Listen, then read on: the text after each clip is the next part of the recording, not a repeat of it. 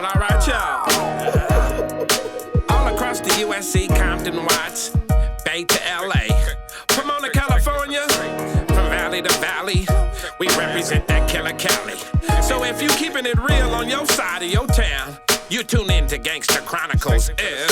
Gangsta Chronicles, we gon' tell you how it goes.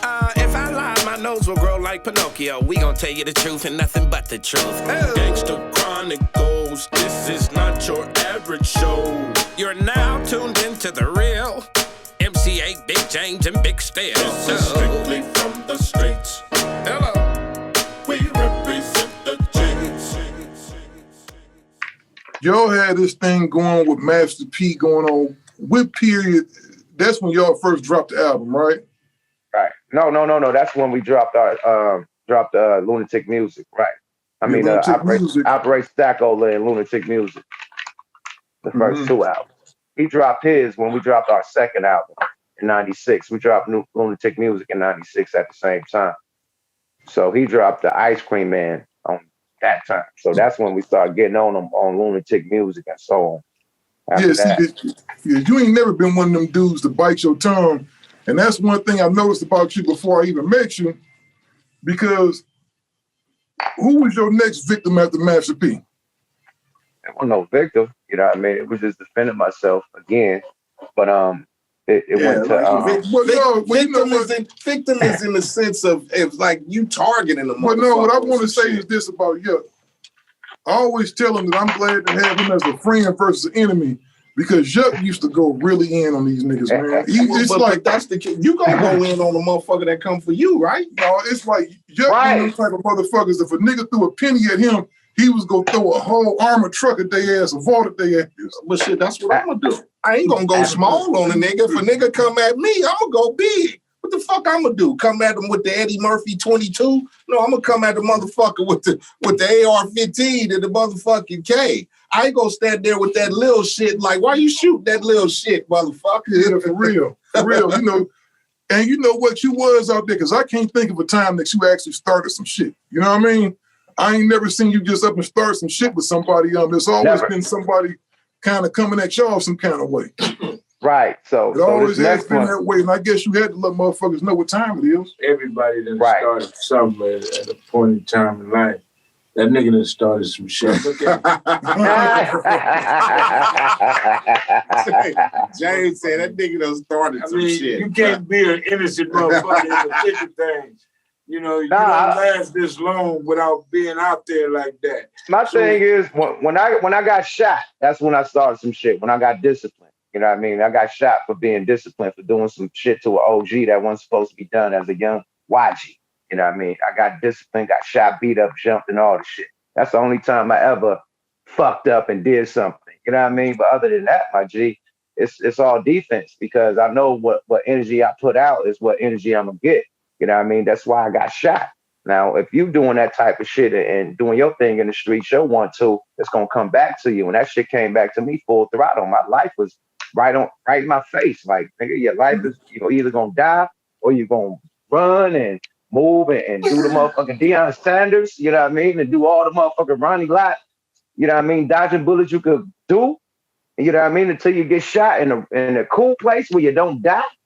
I had to do that. You know what I mean? Like literally. So yeah, man, you could do some shit, start some shit that you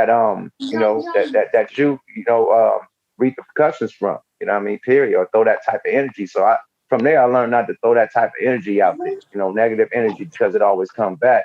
So it was all defense. So the next one that we go to was when I went to Rap A Lot. Now this one broke my soul. This one broke my heart because Scarface, that's like my idol. Like literally like Scarface is my idol, man. Like literally him, Ice Cube, like them the idols, like rap idols that made me want to rap. So for storytelling and everything, that's why my rap style was a lot of storytelling. So same with you, A. So anyway, me being on Rap A Lot, I guess it got competitive. It's friendly competitive stuff or whatever. Too Short got on a song called Longevity.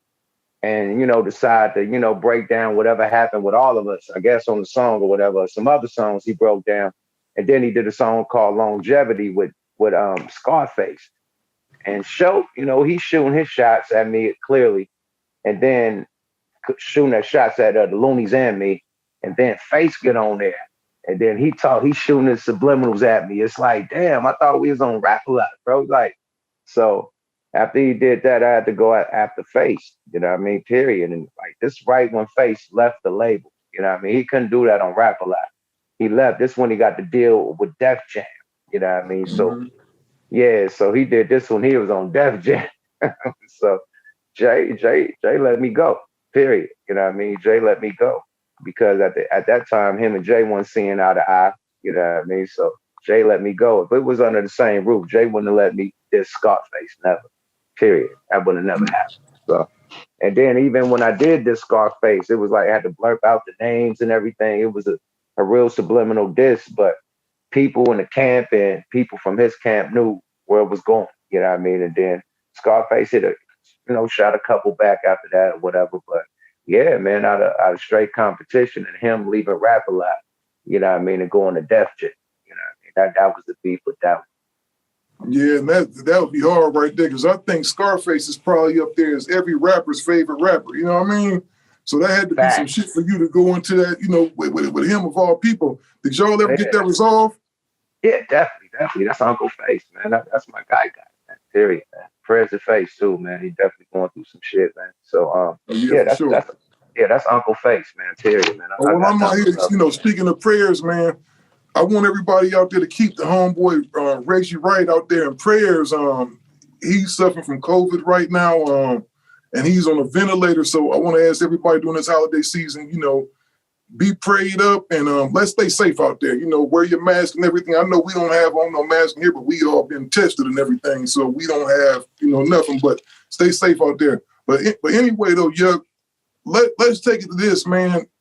Did Jay Prince ever talk to you about that? Anything? Did he say? Did he give you any guidelines or limitations? We never spoke on it. You know what I mean? But people like producers and people in the camp knew how I felt about that Scarface song with Too Short. You know what I mean? So I just went, and then like Jay just let me go in the studio and produce, like create. He don't be over your shoulder saying what you can't. Like studio is paid for. What producer you want to rock with is paid for. Go in there and make it magic. So, one of my studio sessions, I decided to go hard on, Scarface. Now he heard the aftermath, and when they heard it, they got to bleep the things out, but they still put it out. You know what I mean? So it was just a response. You know what I mean? Period. Because I was heartbroken. You know what I mean? Period. Like they call him Uncle Face because of me. Like when I first got to Rap a Lot, I ain't call him Scarface. I'm like Uncle Face. Like Ludacris called him Uncle Face. Everybody, Uncle Face, Uncle. That's the name I gave him. You know what I mean? Like that's. I ain't gonna say our personal shit, but it was some shit that broke my heart. You know what I mean? Period. We'll talk about this type of shit off the camp. You know what I mean? Sure, it's all good. Say no more, fam. But I'm gonna let you know how much respect he had for me. We gonna say this off the camera. I ain't gonna put it on public blast like that, but he had the ultimate respect for my lyricism and my penmanship. That's all I say on that. So during this period, how long was you down there at Rap a Lot? I was there for a minute, like from 97 to 2007. 10 years. I was there for 10 years. And what was that? How did you go about transitioning from the Loonies to going to Rap a Lot as a solo artist? It was easy. You know what I mean? That's why I got the deal. You know what I mean? Because Jay Prince seen that I was doing a lot of being proactive. You know what I mean? Like I was the dude at the studio before anybody. I was the dude that's laying the hook and just leaving the verse for a nigga when they out partying and shit. You know what I mean? So he's seen this repetitiously in the studio while we working on the Loonies album. You know what I mean? And he's saying like, yo, you doing all this shit yourself. You might as well get your own solo deal. So I never thought about even going solo. I'm a team player. You know, I come from organized crime where we all got money together. So I never thought of being solo. But once he brought that to my attention, like, damn, I am doing all the work. Why not go solo? So he offered a deal before my executive producer offered it. So this is where it get tricky, you know what I mean? So my executive producer, he started hating, you know what I mean? Because Jay beat him to the punch.